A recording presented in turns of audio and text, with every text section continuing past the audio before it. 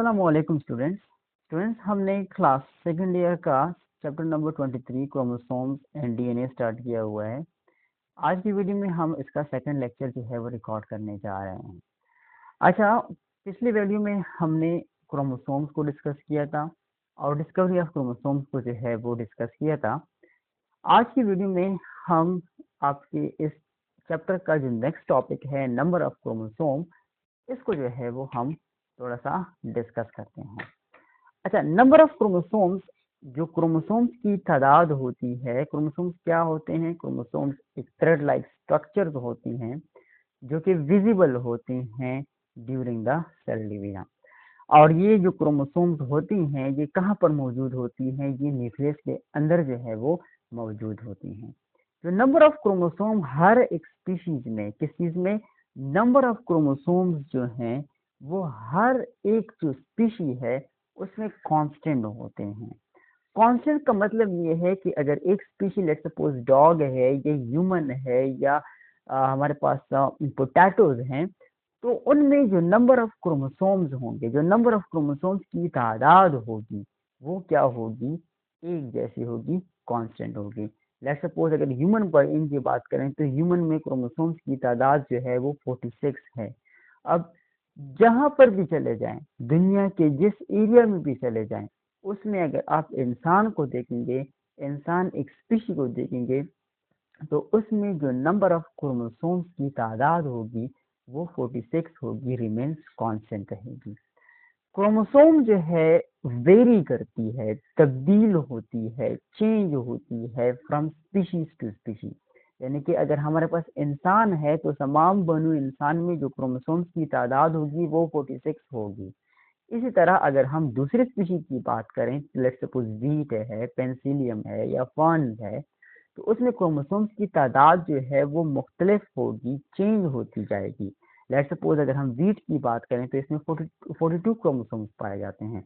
इसी तरह पेंसिलियम की बात करें तो इसमें 2 क्रोमोसोम पाए जाते हैं, एक पेयर जो है वो क्रोमोसोम का मौजूद जो है उसमें होता है। और इसी तरह अगर हम फर्न्स की बात करते हैं तो फर्न्स में जो है वो मोर देन 500 पेयर्स जो है वो क्रोमोसोम्स की मौजूद होते हैं। तो मैनी स्पीशीज, बहुत सारे स्पीशीज जो होते हैं have 2 sets of chromosome, 2 sets of chromosome जो है वो, जितने भी हमारे पास ज्यादातर स्पीशीज हैं उनमें जो क्रोमोसोम्स की तादाद होती है, सेट्स होती हैं, वो क्या होती हैं? 2 सेट्स जो है वो ज्यादातर स्पीशीज की मौजूद होती हैं।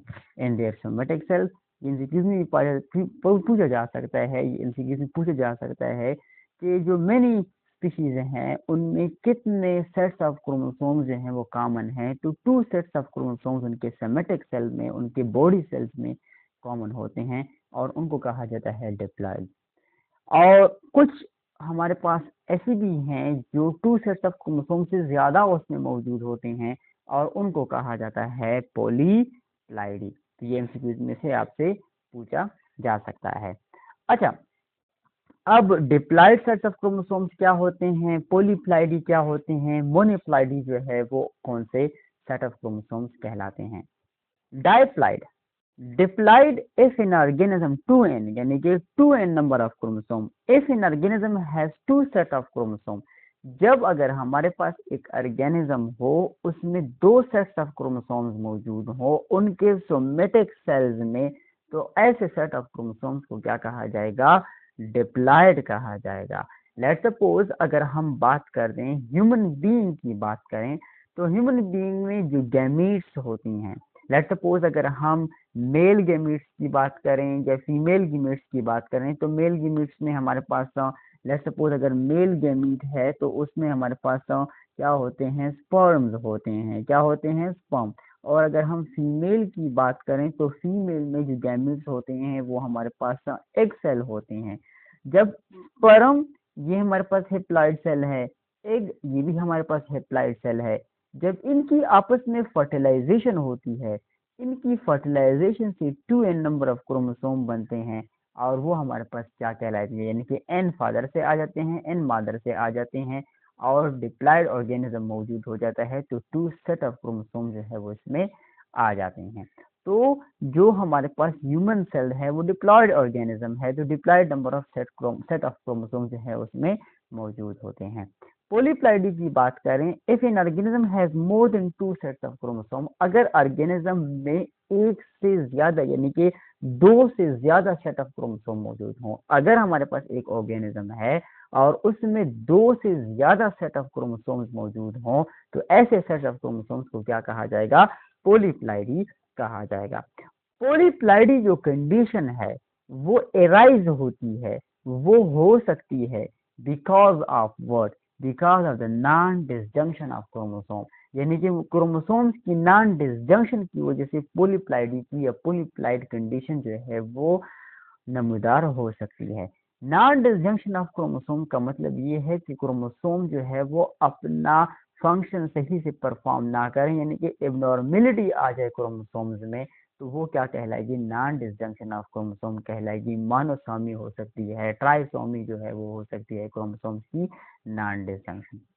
अच्छा, पॉलीप्लाइडी, ये जो पॉलीप्लाइडी कंडीशन है या पॉलीप्लाइड है, उसमें या तो हमारे पास 4 सेट ऑफ जो है वो क्रोमोसोम, सेट ऑफ क्रोमोसोम जो है n नंबर ऑफ हैप्लॉइड हो सकते हैं, या जो है वो 6n जो है वो हो सकते हैं हेक्साप्लॉइड, या टेट्राप्लॉइड जो है वो हो सकते हैं।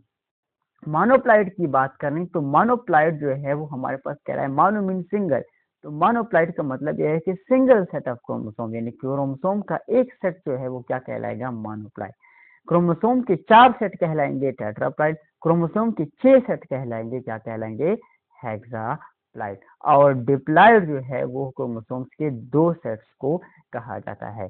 तो ह्यूमन बीइंग में जो है वो हमारे पास 2 मोनोप्लाइड्स होते हैं, एक सेट जो है उनके फादर से आता है और एक सेट जो है उनके मदर से जो है वो आ रहा होता है। अच्छा, हेप्लॉइड की बात करें तो हाफ हेप्लॉइड होता क्या है? n नंबर ऑफ क्रोमोसोम होते क्या है?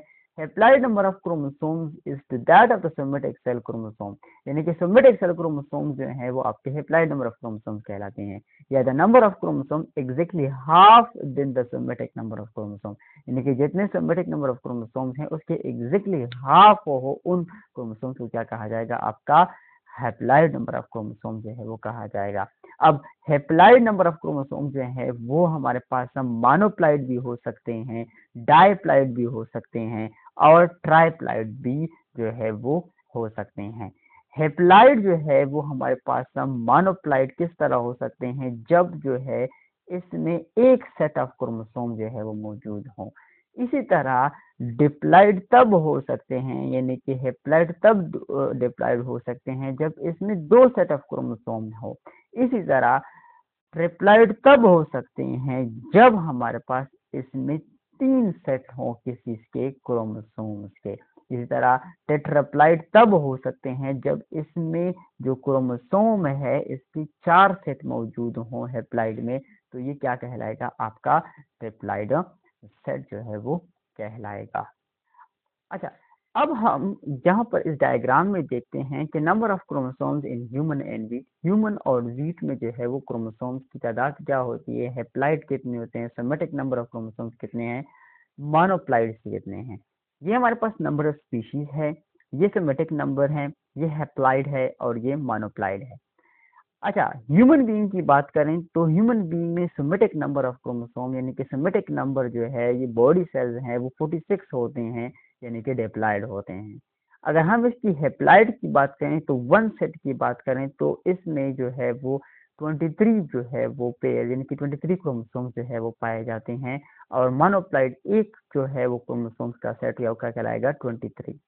इसी तरह अगर हम वीट की बात करें तो वीट में 42 जो है वो सोमेटिक नंबर ऑफ क्रोमोसोम्स होते हैं, और इनके कितने सेट्स होते हैं?